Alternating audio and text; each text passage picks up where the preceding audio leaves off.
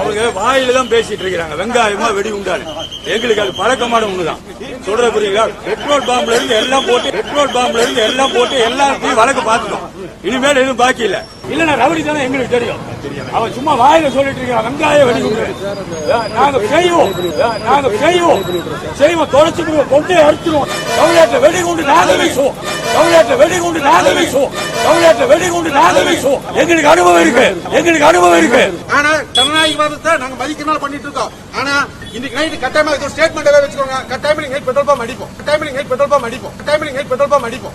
ஈவேராவை மரியாதை இல்லாமல் பேசுபவர்களுக்கு மரியாதை தர முடியாது என்று முதல்வர் ஒருபுறம் முழங்கிக் கொண்டிருக்க, நாம் தமிழர் கட்சியினருக்கும் தந்தை பெரியார் திராவிட கழகத்தினருக்கும் இடையே ஈரோட்டில் கடும் மோதல் ஏற்பட்டிருக்கிறது. மோதலின் போது, தமிழ்நாட்டில் நாங்கள் பெட்ரோல் குண்டு வீசுவோம், வெடிகுண்டு பெட்ரோல் குண்டு எல்லாம் எங்களுக்கு சாதாரணமானது. சீமான் வன்முறையை வாயால் தான் பேசுகிறார், நாங்கள் செய்தே காண்பிப்போம். வெடிகுண்டு வீசுவது எங்களுக்கு பழக்கமான ஒன்று. சீமான் இனிமேல் வெளியே நடமாட முடியாது என்றெல்லாம் தந்தை பெரியார் திராவிட கழகத்தினர் தங்கள் வாயாலேயே கூறி ஒப்புதல் வாக்குமூலம் அளித்துள்ளனர்.